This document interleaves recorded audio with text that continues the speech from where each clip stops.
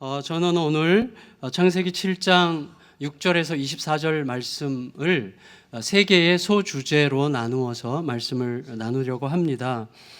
첫째는 약속과 기억, 둘째는 땅의 고통과 하나님의 고통, 셋째는 소멸 위에 남은 소망의 흔적이라는 주제로 말씀을 전하겠습니다.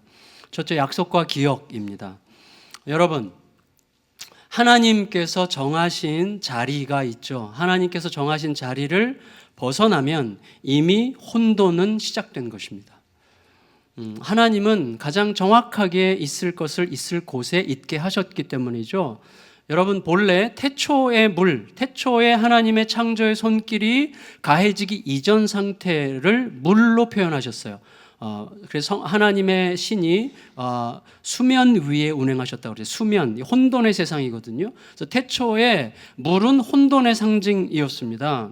그런데 그 혼돈의 상징인 물에 하나님의 질서가 가해지면서 이제 그 물의 일부는 궁창 위로 올라가고 물의 일부는 궁창 아래로 땅으로 가고 땅에 내려가는 물들이 또 여기저기 있어야 될 곳에 있어지면서 아름다운 자연의 원형체가 생긴 거죠. 그러니까 하나님의 질서가 부여된 거죠. 물들이 제자리로 돌아감으로 이제 비로소 세상의 아름다움이 드러나기 시작한 것입니다. 그렇지만 하나님의 통치를 거절하는 사람들의 그 거절로 인해서 하나님의 통치가 멈추자 어떻게 됐어요? 또다시 그걸 상징하는 거죠. 또다시 모든 물들이 제자리로 원래 혼돈의 자리였던 제자리로 돌아오는 거죠. 그래서 하늘의 장막이 찢어져 하늘에서부터 물이 쏟아지고 땅이 깨지면서 땅 속에 있었던 물들이 솟구쳐 올라오며 하늘과 땅의 물들이 서로 충돌하면서 온 세상에 새로운 혼돈이 일어나게 된 거죠. 그게 바로 노아의 홍수입니다. 그래서 혼돈과 소멸이 새롭게 시작이 된 것이죠. 하지만 바로 그때 하나님께서 노아에게 말씀하셨어요. 그러나 너와는 내가 내 언약을 세우리니. 6장 18절인데 같이 읽어볼까요? 6장 18절 시작. 그러나 너와는 내가 내 언약을 세우리니. 자, 그러나는 뭐예요? 앞에 멸절하리라 그랬으니까 무슨 말이죠? 모든 육체는 소멸하겠지만 내가 너는 반드시 살리겠다. 자, 이 말이죠. 여러분, 이 약속이죠. 여러분, 물론 노아와 그 가족들만 살고 그 후세대가 이어지지 않는다면 하나님의 약속은 굉장히 허망한 약속이죠. 그러니까 하나님의 약속은 노아와 그 가족과 그들을 통해서 새롭게 창조될 모든 백성들을 보존하시겠다는 하나님의 강력한 의지죠. 왜? 내가 내 언약을 세우리니. 하나님이 세우시고 하나님이 주도하시는 하나님의 언약이죠. 따라서 뭐예요? 하나님께서 노아에게 약속하시기 전에 이미 하나님이 하나님 자신과 약속하신 거죠. 하나님의 의지예요. 내가 내 언약을 세우리라 말씀하셨어요. 따라서 여러분, 말씀으로 천지를 지으신 하나님이 친히 자기 자신과 하신 약속이기 때문에 그것은 어떤 경우에도 지켜지겠죠. 여러분, 우리 사이에도, 우리 사람들끼리 사이에도 우리로 하여금 이렇게 말하게 하는 사람들이 있잖아요. 제가 전에 한번 말씀드렸던 것 같은데 그 사람이 정말 그렇게 말했어? 그 사람이 정말 그렇게 말한 거 맞아? 그럼 됐어. 이렇게 말하게 하는 분들이 있죠. 걱정하지 마. 그 사람이 들었으면, 그 사람이 알았으면, 그 사람이 그렇게 말했으면 된 거야. 걱정하지 말고 기다려. 이렇게 말하게 하는 사람이 있죠. 몇 명 없구나. 있어요. 하여튼. 그러니까 여러분, 그가 사람임에도 그에 대하여 그렇게 말할 수 있다면 하물며 하나님이시겠습니까? 따라서 하나님께서 약속하셨음에도 불구하고 우리가 의심과 두려움에 떨고 있다면 그것은 하나님 문제가 절대 아니에요. 따라서 여러분, 우리들에게 결정적으로 중요한 것은 이거죠. 하나님이 주신 약속에 대한 기억과 신뢰입니다. 하나님이 주신 약속에 대한 기억과 신뢰죠. 어떻게 내가 기억하고 어떻게 신뢰하느냐가 결정적으로 중요하죠. 여러분, 그 시대에 방주를 짓는 일이 얼마나 혹독했겠습니까? 노아는 과연 상상하기 너무나 어려운 수고를 했을 것입니다. 하지만 성경은 노아가 수고한 구체적인 행동에 대해서는 거의 관심이 없어요. 그럼 어떻게 수고했는지에 대해서 묘사하지 않아요. 대신에 하나님의 약속에 대한 순종을 계속해서 강조하죠. 그리고 하나님의 약속에 대한 순종을 통하여 이루시는 하나님의 구체적인 지시사항들을 계속 강조하고 있습니다. 이유가 뭐죠? 분명하죠. 세상을 바꾸는 것은 우리의 수고가 아니라 하나님의 약속이기 때문에 그렇습니다. 그게 세상을 바꾸는 거예요. 우리의 수고가 세상을 바꾸지 않습니다. 하나님의 약속이 세상을 바꾸는 것이죠. 그리고 우리의 수고조차 하나님께서 하게 하시는 기쁨이고 하나님께서 하게 하시는 영광이기 때문에 하나님의 약속이 세상을 바꾼다고 말할 수 있는 것이죠. 그런데 이때 여러분, 하나님의 약속은 반드시 지켜지고야 말 것이기 때문에 홍수라고 하는 거친 혼돈, 홍수라고 하는 거친 이 물결의 고통과 망망대해를 떠돌아다녀야 되는 이 두려움을 얼마나 내가 잘 견뎌내느냐 하는 이 잘 견뎌내는 정도는 무엇과 관련되어 있어요? 하나님의 약속에 대한 기억과 신뢰의 정도와 관련되어 있죠. 내가 하나님의 약속을 얼마나 잘 기억하고 잘 신뢰하느냐에 의해서 이 혼돈과 두려움과 의심과 공포의 모든 시간들을 얼마나 잘 견뎌내느냐가 결정되겠죠. 그런데 여러분, 그 약속에서 가장 중요한 건 뭐냐면 약속의 내용이 아니라 약속의 주체라고 하는 거예요. 어떤 약속이냐보다 누가 약속했느냐가 훨씬 더 중요한 것이죠. 여러분, 안타깝게도 우리들은 보통 약속의 주체가 아니라 약속의 내용에 마음을 뺏기는 자들입니다. 가장 유치하게 말하면 왕창 돈 벌게 해주겠다고 하는 약속에 사로잡혀서 사기꾼의 실체를 못 보는 거죠. 대박의 환상에 사로잡혀가지고 결코 손해보지 않을 게 틀림없는 카지노나 복권 산업의 구조를 못 보는 거죠. 그러니까 누가 약속했느냐가 중요해요. 절대 손해보지 않을 자가 약속했다면 나는 손해볼 수밖에 없는 거예요. 그러니까 약속의 내용이 나에게 아무리 화려하게 대단하게 매력적으로 보인다고 할지라도 누가 약속했느냐에 따라서 이 모든 것들은 환상이 되거나 나를 비참함에 빠뜨릴 수 있는 약속인 것이죠. 그러니까 약속의 내용이 중요한 게 아니라 약속의 주체가 누구냐 하는 것이 너무나 중요한 것입니다. 제가 3일 전에 전화를 받았어요. 이빨 치료하고 이제 집에 오는데 제가 여기가 좀 벗잖아요. 보기가 좋아요. 약간 여기가 통통해지니까. 저도 주사를 좀 맞을까 봐요. 그런데 여러분, 제가 치료받고 집에 오는데 누가 전화를 했는데 난 막 아파하는데 전화가 왔어요. 근데 사실은 그 사람이 참 불행한 사람이에요. 왜냐하면 제가 지금 이런 내용, 약속의 내용이 중요한 게 아니라 약속의 주체가 중요하다는 내용을 묵상하면서 제가 설교 준비를 하는 중이거든요. 그때 이 사람이 불행하게 전화를 한 거죠. 그래서 전화하자마자 요새는 막 대답할 겨를도 안 주고 막 쏘아 붙이더라고요. 속사포는 그 사람이 속사포야. 근데 막 쏘아 붙여요. 뭐라고 쏘아 붙이냐면 이거예요. 3천만 원 투자하면 매월 따박따박 몇십만 원씩 받을 수 있는 특별한 금융상품이 개발됐는데 만들어졌는데 이 특별한 기회를 꼭 놓치지 마십시오. 그래서 제가 관심 없습니다. 그랬더니 무슨 말씀입니까? 돈 버는 게 싫어하는 사람이 어디 있습니까? 정말 다들 난리가 났는데 이거 꼭 하셔야 됩니다. 제 얘기를 좀 들어보십시오. 막 그랬어요. 그랬더니 그 순간 제가 뭐라 그랬겠어요? 그 이야기가 문제가 아니라 당신이 누구냐가 문제죠. 그랬더니 바로 끊더라고요, 전화를. 그래서 여러분, 제가 설교 준비를 적절할 때 잘하고 있었던 것 같아요. 그러니까 문제는 약속의 내용이 아니에요. 얼마나 대단한 약속, 얼마나 화려한 약속이냐가 아니라 누가 약속하느냐, 약속의 주체가 핵심이에요.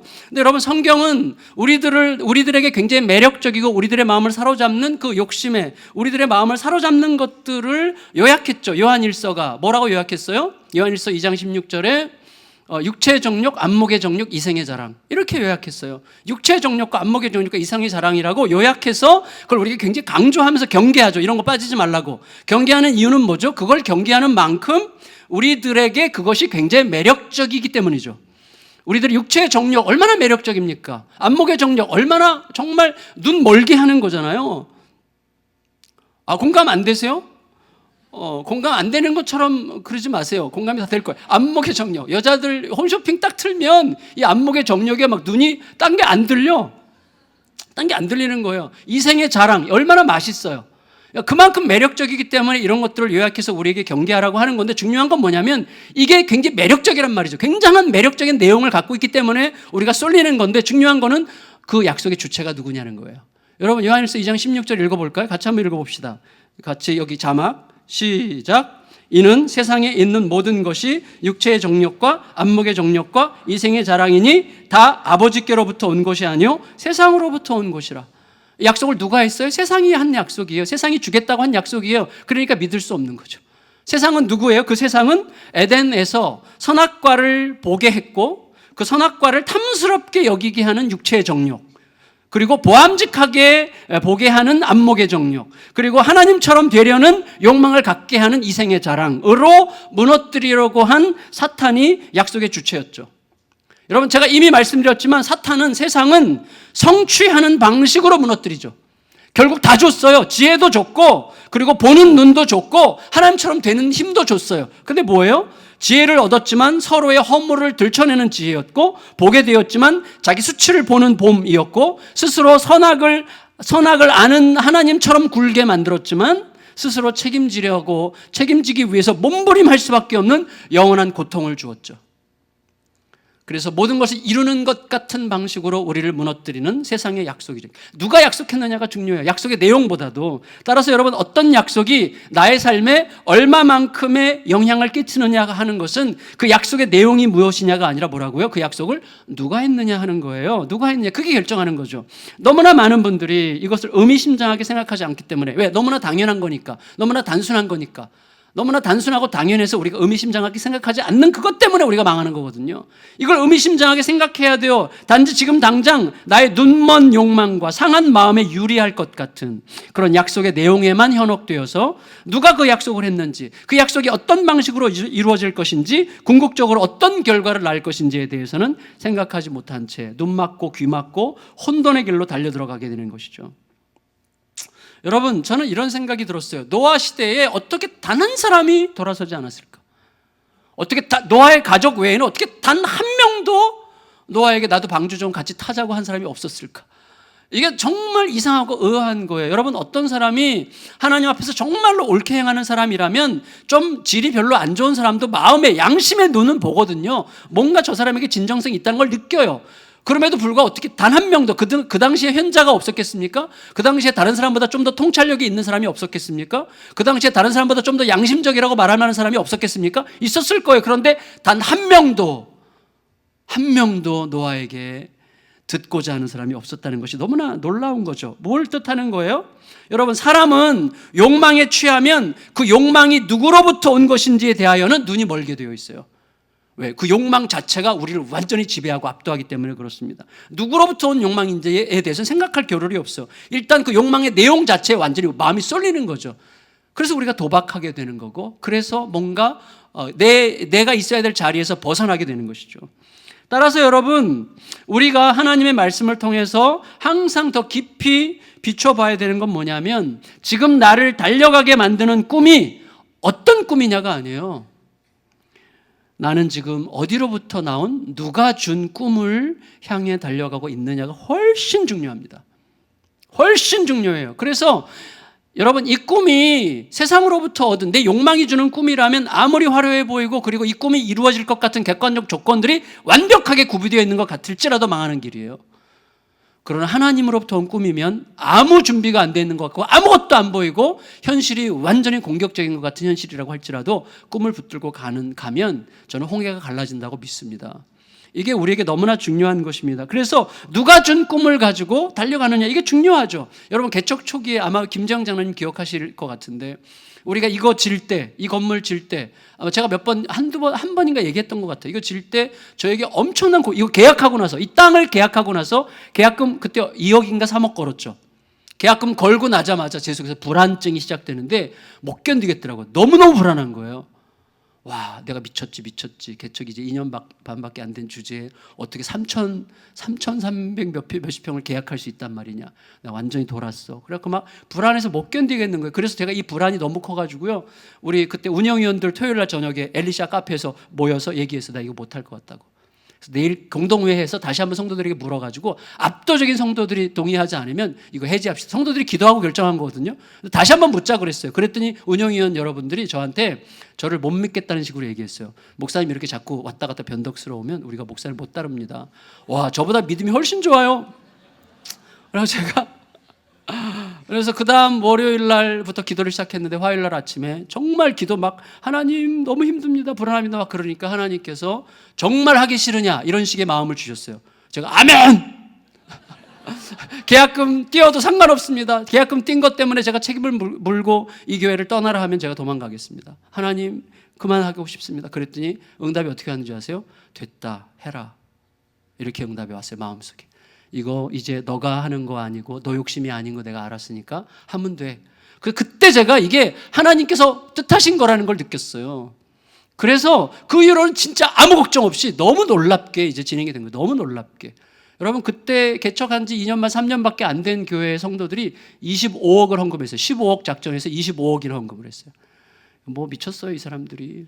그리고 이제 한 그 60억 정도 대출 받아가지고 65억 해서 이제 거의 90억에 이제 땅과 이 건물이랑 토목이 모든 게 이제 들어간 거거든요.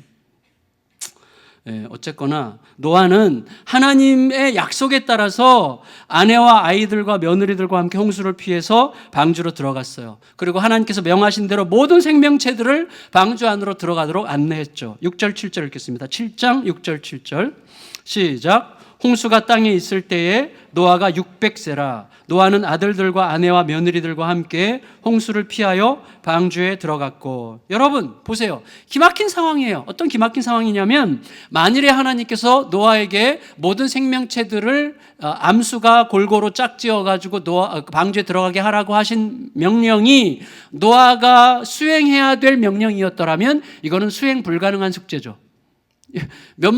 몇 종류 찾아다니다가 인생 나갔을 거예요. 그거 어디서 다 찾아요. 근데 여러분 기가 막힌 일이 생긴 거죠. 8절 9절 읽겠습니다. 8절 9절 시작. 정결한 짐승과 부정한 짐승과 새와 땅에 기는 모든 것은 하나님이 노아에게 명하신 대로 암수 둘씩 노아에게 나와 방주로 들어갔으며. 얘네들이 나와. 여러분 이게 중요한 거 어디서부터 왔는지 모르겠죠. 하여튼 얘네들이 왔어요. 그것도 짝지어가지고 어떻게 왔지? 그것도 막 서로 들어가겠다 경쟁하지 않고 그 숫자에 딱 맞게만 온 거죠.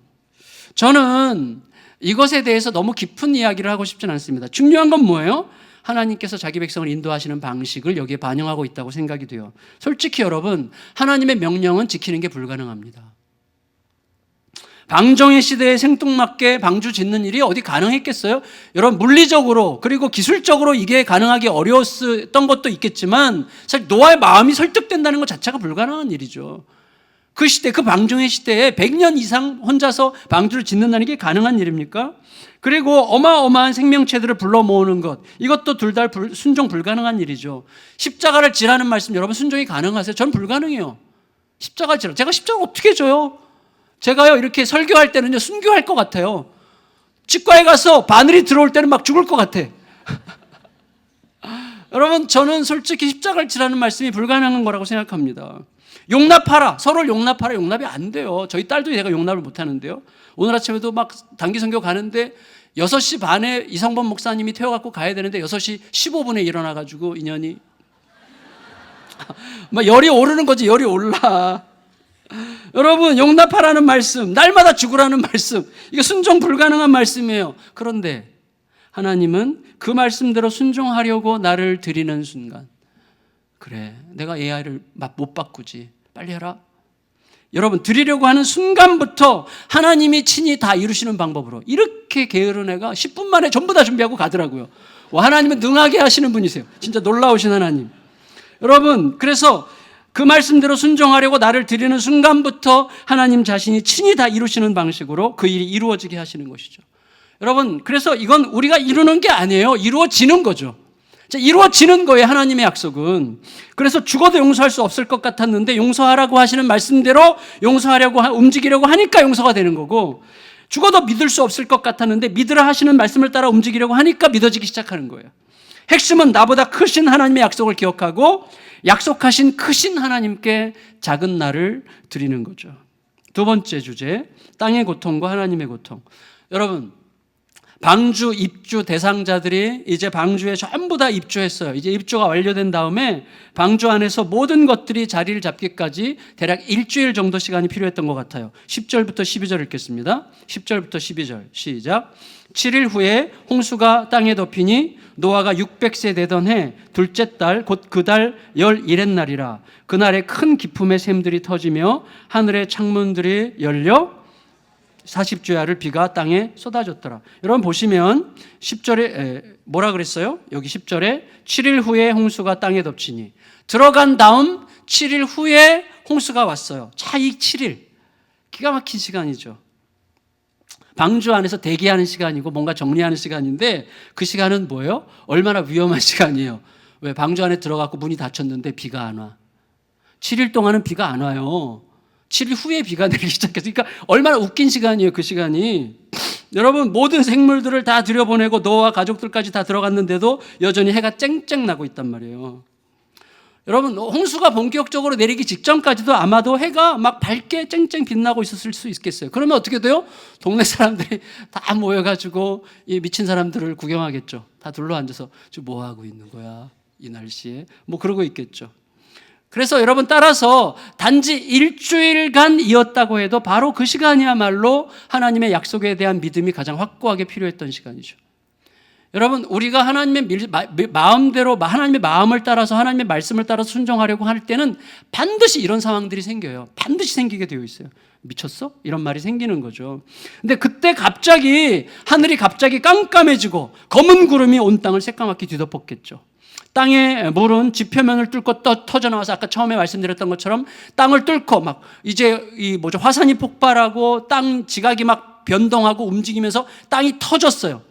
대지각 변동이 그때 일어났겠죠. 그래서 막 땅 속에 있는 물이 지금도 땅 위에 있는 물보다 많대잖아요. 그 물들이 막 솟아 올라오고, 동시에 하늘에 하나님께서 궁창 위 물로 거두셨던 그 물들이 하늘 장막을 찢고 땅으로 쏟아져 내려서 하늘의 물들과 땅의 물들이 서로 충돌하면서 온 땅이 혼돈의 상태, 창조 전 혼돈의 상태로 되돌아가게 되는 것이죠. 그렇게 40일을 계속한 결과 온 땅이 혼돈 속에 잠겼어요. 다시 모든 게 사라지는 순간이죠. 전 지구적 홍수. 그래서 19절 말씀은 천하의 높은 산이 다 잠겼다, 이렇게 증언을 했습니다.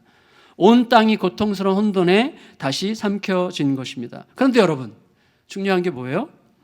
땅의 모든 고통이 최종적인 절망이 아닌 유일한 이유가 여기에 있어요. 창조 전의 혼돈으로 되돌아간 이 모습은 뭐예요? 하나님의 새 창조의 손길을 기다리는 바로 그 시간이죠. 고통의 시간이고 혼돈의 시간이고 힘든 시간이지만 여러분, 그것이 땅의 최종적인 절망이 아니죠. 왜? 하나님의 새로운 창조를 기다리는 기다림의 시간이기 때문이에요.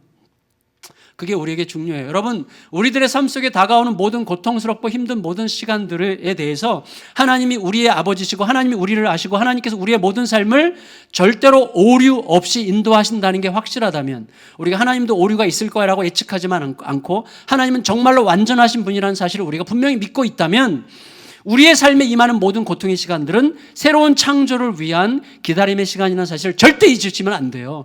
그 힘이 바로 저로 하여금 지난주 목요일에 치과에서 견디게 한 힘이었어요.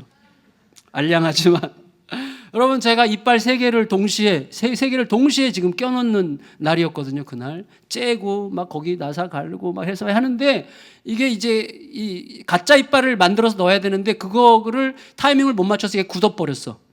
그걸 다시 다 깨가지고 빼고 다시 하는데 시간이 너무 오래 걸려서 2시간 반 걸린다고 한 게 거의 5시간 가까이 걸렸어요.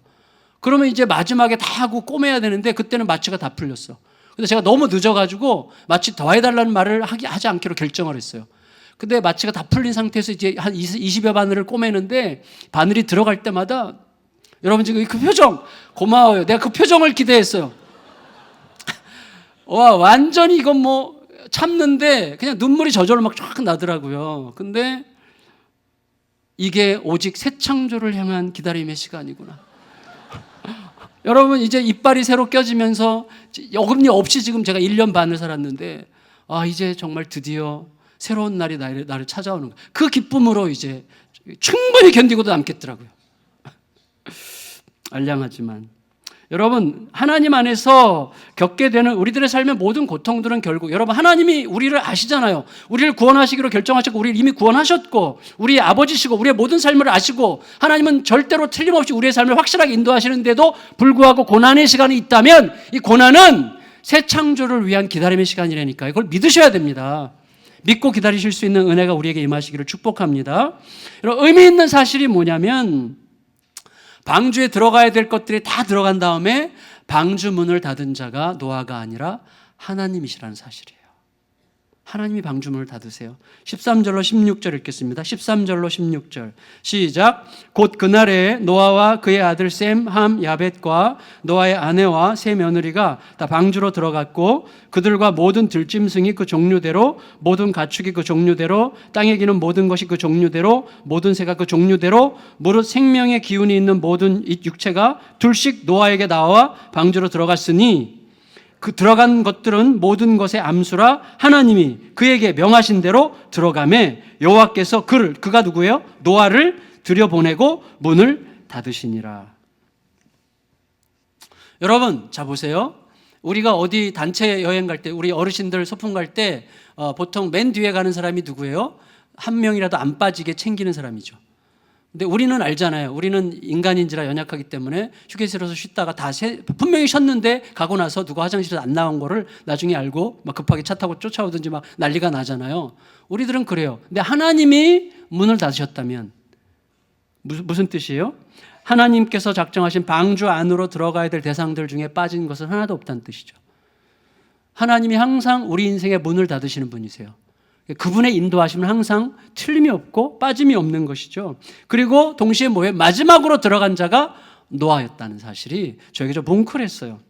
여러분, 그런 의미에서 노아는 창조의 주인공이 아담이었다면 재창조의 주인공으로서 제2의 아담이면서 더 나은 아담이죠. 노아는. 왜요? 아담은 선악과를 따먹은 사건에 대해서 끝끝내 책임지지 않으려고 자기 마누라에게 책임을 떠넘겼지만 노아는 자기중심적인 누추함에 빠지지 않았어요. 그건 여러분 책임감의 문제 아니에요. 도덕적인 문제, 윤리적인 문제가 아니라 결국 하나님과 어떤 관계 속에 있느냐의 문제입니다. 여러분, 하나님의 약속에 대한 기억을 어떻게 하고 있느냐, 하나님의 약속을 얼마나 신뢰하고 있느냐의 문제죠. 자신을 섬기느냐 하나님을 섬기느냐의 문제예요. 우리들은 하나님을 섬기지 않으면 결국 자기 자신을 섬기게 되어 있습니다. 그래서 자기 자신을 섬긴다는 건 무슨 뜻이에요?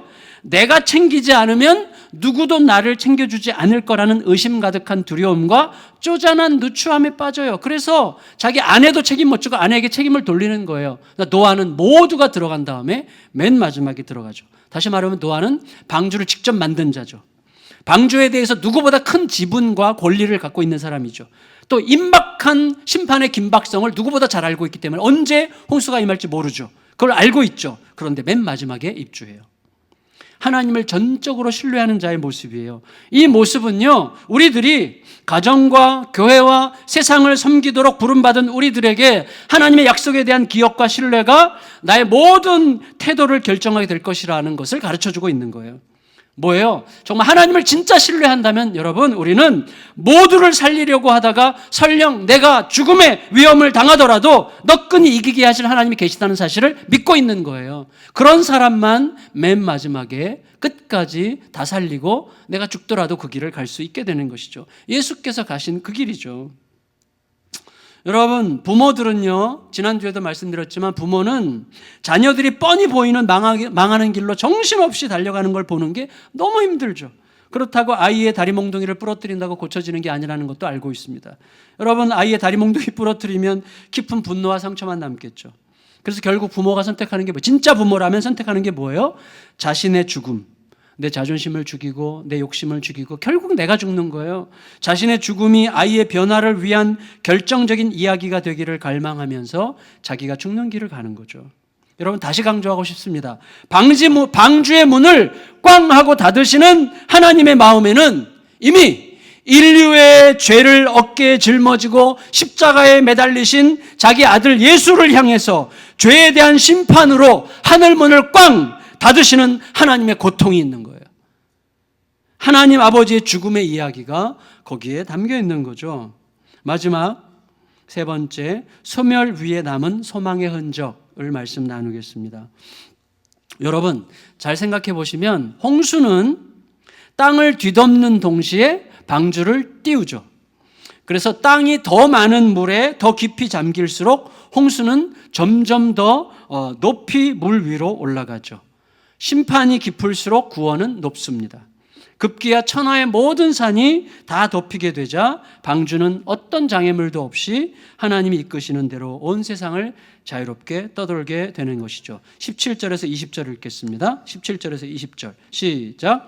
홍수가 땅에 40일 동안 계속된지라 물이 많아져 방주가 땅에서 떠올랐고 물이 더 많아져 땅에 넘침에 물 위에 떠다녔으며 물이 땅에 더욱 넘침에 천하의 높은 산이 다 잠겼더니 물이 불어서 15규빗이나 오르니 산들이 잠긴지라. 온 땅을 뒤덮은 그 시간, 물이 홍수가 온 땅을 뒤덮은 그 시간에 땅 속에서는 어떤 일이 생겼을까? 알 길이 없죠. 성경이 기록하고 있지 않으니까. 예측할 수는 있을 것 같아요. 여러분 21절에서 23절 상반절까지 읽겠습니다. 21절 시작. 땅 위에 움직이는 생물이 다 죽었으니 곧 새와 가축과 들짐승과 땅에 기는 모든 것과 모든 사람이라. 육지에 있어 그 코에 생명의 기운에 숨이 있는 것은 다 죽었더라. 지면의 모든 생물을 쓸어버리시니 곧 사람과 가축과 기는 것과 공중의 새까지라. 이들은 땅에서 쓸어버림을 당하였으되. 여러분 보세요. 창조과학자들의 도움을 좀 받으면, 창조과학자들도 예측이긴 한데, 창조과학자들은 이때 물속에서 몇 가지 두드러진 사건이 벌어졌을 거라고 예측합니다. 첫째 뭐냐면 아까 말씀드렸던 것처럼 땅속에서 화산이 폭발하고 대지각 변동이 일어나면서 물들이 막 솟구쳐 오르는 것을 통해서 지하에 갇혀있던 물들이 올라오고, 또 하늘이 터지면서 하늘에서부터 엄청난 물이 쏟아져 내리는 것을 통해서 이제 땅이, 이제 우리 봄 되면 뒤에 땅이 얼은 게 녹고 봄비가 오면 곤죽처럼 이제 질척거리게 되겠죠. 곤죽처럼 땅이 변하는 현상, 이거를 토양 액화 현상이라고 한다고 해요. 토양 액화 현상. 그래서 이 물이 곤죽처럼 이렇게 흐르는 거죠. 그러니까 땅이 흐르는 거, 땅이 물처럼 돼서 이렇게 흐르는 거죠. 근데 그 위로 뭐가 흘러요? 쓰나미가. 여러분, 이 화산이 폭발하고 지진이 일어나는 건데, 그러면 쓰나미가 생기죠. 쓰나미의 속도가 보통 600km에서 1500km라고 해요. 비행기 속도예요, 비행기 속도. 그래서 이 쓰나미를 통해서 땅바닥에서는 이 쓸려가는 거죠. 이게 물이 섞인 이 곤죽된 흙이 쓸려가면서 뭐예요? 이제 흙과 돌들이 종류별로 켜켜이 쌓여요. 제가 이 실험하는 걸 봤는데, 흙을 여러 가지 종류의 흙을 막 섞어놓고 이 저탕류라고 하는데, 이걸 쫙 흘려보내면 비슷한 종류끼리 쫙 깔려가지고 층이 이렇게 생기더라고요. 그대로 굳어지는 거죠. 그러면서 이제 화석들이 만들어지는 환경들이 생겼을 거라고 예측하는 거죠, 창조과학자들. 그래서 모든 조개나 모든 그 동물체들은 살아있는 채로 갇혔죠. 그래서 입 벌린 조개는 하나도 없어요. 살아있는 채로 갇혔기 때문에 다 입을 다물고 있죠. 화석들이, 조개들이. 실제로 여러분 1957년도에 알래스카에서 이렇게 화산이 폭발하고 지진이 났을 때 그 쓰나미가 하와이까지 도착하는데 5시간 걸렸대요. 그러니까 시속 거의 1500km죠. 그리고 그 다음에 3년 후에 칠레에서 쓰나미가 일어났을 때 그게 일본까지 도착하는데 22시간 걸렸거든요. 그래서 쓰나미의 속도를 보통 시속 600km에서 1500km로 계산을 해요. 그리고 쓰나미가 높이가 최고 30m예요. 이게 8m인데. 그러니까 어마어마한 높이에 이게 쫙 비행기 속도로 쫙 갈 때 밑에서는 엄청난 일들이 일어나게 되는 거죠.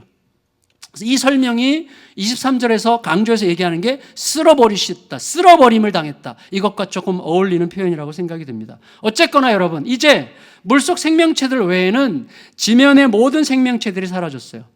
완전한 고요가 뒤덮은 적막한 세상이 됐죠. 물론 하나님이 9장에서 약속하신 것처럼 이런 규모의 홍수는 이제 없을 거라고 하나님은 약속하셨습니다. 다만 인류는 역사를 거듭하면서 홍수 이상의 고통으로 온 세상을 몇 번이고 부셔버려 지옥 같은 적막함으로 채울 수 있는 무기들을 이미 충분히 보유하고 있죠. 그래서 지구의 여러 나라들이 보유하고 있는 핵무기들이 이 지구를 몇 번이나 초토화시킬 수 있는 무기들이죠. 그리고 지금 토양을 더럽히고 공기를 오염시켜서 더 이상 마실 물을 찾을 수 없는 날을 계속해서 앞당기고 있죠. 점점 추워지는 겨울, 점점 더워지는 여름을 통해서 우리들은 언젠가 날씨가 가혹한 파괴력으로 우리들을 공격해올 날을 예측할 수 있습니다. 그 와중에 사람들의 생각은 어때요? 우찌무라 간조가 이야기했는데, 인류는 그 와중에도 평안한 날에는 무신론을 외치고 그 다음에 곤고한 날에는 휴머니즘을 외치면서 결코 창조주 하나님을 찾을 생각을 하지 않은 채 소멸되어 가고 있다, 이런 식으로 봤는데, 우찌무라 간조는 사실 거의 예언자에 가까운 아주 굉장히 중요한 인물 중에 하나죠. 일본 근세사 크리스찬으로서. 하지만 여러분, 하나님의 말씀은 그 와중에도 희망이 절대로 끊어지지 않을 것을 가르치세요.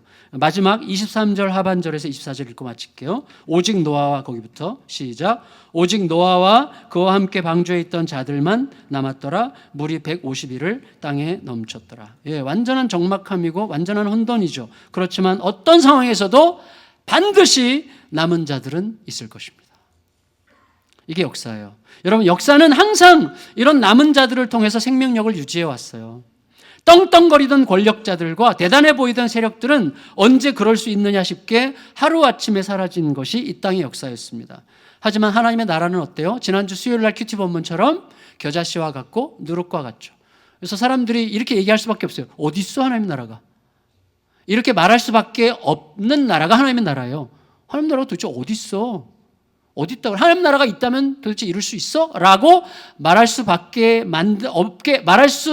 없게 만드는 나라가 하나님의 나라죠. 안 보여요. 티가 안 나요. 그런데 눈앞에 우리를 압도하는 권세와 능력과 힘과 파워로 세상을 휘두르고 있는 것처럼 보이는 그 세상 나라는 하루아침에 사라진 게 이 세상의 역사예요. 그런데 그 나라는 계속되고 있잖아요. 보이지 않는 하나님 나라가 있다면 도대체 뭐야 이게? 라는 질문이 끝없이 일어나는 방식이지만 그 생명력은 끝없이 계속되죠. 그래서 결국은 새들이 와서 깃들어 쉴 만한 나무로, 다시 말하면 안식이죠. 그리고 부풀어 올라서 사람들이 부드럽게 먹을 만한 빵으로, 축제죠. 안식과 축제로 결국 성취될 나라가 하나님의 나라고, 그 나라를 하나님은 우리의 삶에서 거듭거듭 경험해 가시게 하세요. 그래서 약속을 붙들고 인내하는 사람은 도대체 하나님의 약속이 이루어질 것 같지 않고 좌절과 절망밖에 없을 것 같고, 하나님이 계시다면 도대체 이러한 절망적 상황은 이렇게까지 징하게 나를 괴롭힐 수가 있겠는가라고 생각할 수밖에 없는 현실, 하나님 나라가 있기는 있는 거야 라는 질문을 할 수밖에 없게 만드는 그런 상황들이 있지만, 그래도 그 약속을 붙들고 그 약속을 기억합니다 라는 생각으로 내가 아니라 하나님의 약속을 붙드는 사람에게는 반드시 안식과 잔치의 날이 임한다는 약속이 겨자씨와 누룩의 비유, 곧 하나님 나라 비유였죠. 우리는 대답을 잘하면 돼요. 약속을 기다리며 대답하기만 하면 돼요. 부풀어 오게 하시는 분은 하나님이시고 자라게 하시는 분은 하나님이세요. 그가 주시는 물에, 그가 내리시는 천둥 번개와 함께 그가 땅에 내려주시는 영양분에 대답하고, 기다리는 시간에 대답하고, 가해지는 열에 대답하기만 하면 자라게 하시고 부풀게 하실 것입니다. 말씀을 마치겠습니다. 여러분, 하나님은요 이 홍수의 흔적을 땅 곳곳에 남겨두셨어요. 그래서 여러분, 종교학자들이 다 발견했는데 보면 홍수 이야기가 오래전 고대의 문헌들을 보면 북미, 남미, 아프리카, 유럽, 그다음에 인도, 중국, 극동아시아, 그다음에 인도네시아, 뉴질랜드, 파푸아 뉴기니, 전 세계 곳곳에 오래전, 아주 오래전 그들의 옛 이야기 속에 전부 다 홍수 이야기가 있어요. 그 자료가 다 있어요. 홍수 이야기가 놀랍죠. 그러니까 홍수 사건은 하나지만 홍수 이야기는 입에서 입으로 전해지면서 변형이 일어났지만 전부 다 어마어마한 홍수로 인해서 엄청난 변화가 있었다는 이야기는 세계 250개 이상 부족의 그 이야기 속에 다 담겨 있다는 거죠. 그리고 홍수가 분명하다는 것을, 홍수가 아니라면 결코 설명이 안 되는 지형들이 또 있는 거죠. 저는 사실은 이 부분에 관해서는 좀 더 지금 계속 공부하는 중입니다. 어쨌거나 여러분, 중요한 건 뭐냐면 이거예요. 이 모든 흔적들, 이 모든 기억들, 우리의 마음에 새겨지고 문서에 새겨지고 역사에 새겨진 이 기억과 흔적들을 통해서 우리가 뭘 기억해야 됩니까? 왜 이게 생겼어요? 우리가 사람임을 망각했을 때, 나는 항상 사람인데, 나는 항상 사람이고자 하는데 그렇지 않아요. 내 가족들을 통제하려고 할 때 그건 내가 하나님이 되려고 하는 거예요. 우리 가족들을 통제할 분은 내가 아니라 하나님이시죠. 우리는 수시로 하나님이 되려고 하고 수시로 하나님의 노릇을 하려고 해요. 내 뜻대로 안 되면 분노하고 못 견뎌요. 내 뜻대로 안 되면 어때요? 왕의 뜻대로 되면 되지. 내 뜻대로 안 되면 분해서 못 견디고 막 어금니가 다 부서질 정도로 이를 악물고, 이게 다 전부 다 내가 하나님처럼 되려고 하는 욕망들이거든요. 그래서 그런 기억의 흔적들을 통해서 내가 사람임을 망각하지 않도록, 스스로 사람 이상의 존재가 되려고 몸부림하지 않도록, 스스로 자신을 예배하는 하나님이 되지 않도록 몸부림하면서 오직 주께서 주신 믿음을 다해서 약속하신 하나님께 나를 던지고 맡기고, 결국 나 자신과의 싸움에서, 우리 가정에서, 교회에서, 세상에서 하나님이 이기시는 삶, 하나님의 약속이 끌고 가시는 삶, 하나님의 방식이 이기는 삶을 살아가게 되는 우리 모두가 되기를 예수님의 이름으로 축원합니다.